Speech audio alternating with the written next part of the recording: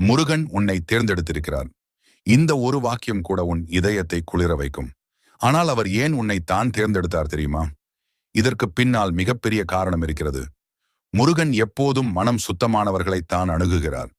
பாசம், அன்பு, கருணை நிறைந்த இதயம் கொண்டவர்களுக்குள் தான் அவர் அருள் தங்கும். நீ அந்த அருளுக்கான பாத்திரம் என்பதால் தான் அவர் உன்னை தேர்ந்தெடுத்தார். நீ துன்பத்தை தாங்கி வளர்ந்தவன். வாழ்க்கையில் நீ அனுபவித்த துன்பங்கள் உன்னை உடைக்கவில்லை, உறுதியானவராக மாற்றியது. முருகன் துன்பத்திலேயே பக்தர்களை வடிவமைக்கிறார்.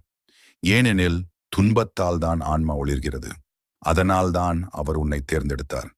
நீ பிறருக்கு சிறந்த உதவி செய்பவன். உன் குரல், உன் பாசம், உன் செயல் யாருக்கோ நம்பிக்கையை கொடுக்கிறது. முருகன் உன்னை உபயோகித்து பலரின் வாழ்க்கையை மாற்றுகிறார். நீ ஒரு அருள் தூதன், அதை நீ இன்னும் உணரவில்லை. நீ அவரிடம் நம்பிக்கையை இழக்கவில்லை. எத்தனை தடைகள் வந்தாலும் நீ முருகனை